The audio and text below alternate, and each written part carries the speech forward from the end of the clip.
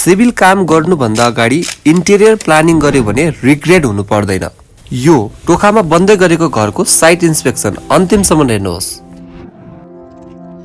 यो चाहिँ छ घर होइन, यहाँबाट हाम्रो पार्किङ सुरु भयो होइन। यो सबै यो एरिया चाहिँ पार्किङको एरिया भयो। पार्किङको एरिया पछि चाहिँ हाम्रो यहाँ मेन गेट या घरको गेट, घरभित्र छिर्ने गेट चाहिँ यहाँबाट आउँछ, यतिबाट। अनि हामी जब यहाँबाट छिर्छौँ नि, यहाँबाट छिरेपछि यतापट्टि यहाँनिर टोयलेट बन्छ। टोयलेट बनेपछि ठ्याक्कै यताबाट छिर्यो, यसरी टोयलेटको ढोका यहाँबाट खोलिने बन्छ होइन।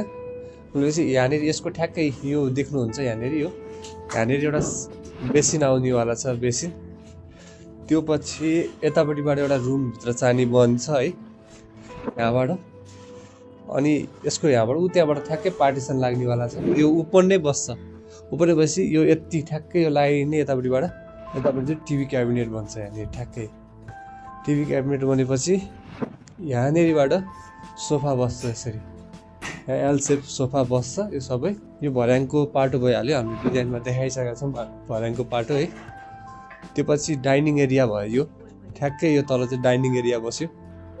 डाइनिङ एरिया बसेपछि यहाँबाट यहाँ फ्रिज युनिट आउँछ, यहाँनिरबाट यतापट्टिबाट पुरै किचनको आउँछ, किचन आउँछ। यहाँनिरबाट एउटा बाहिर जाने ढोका छ।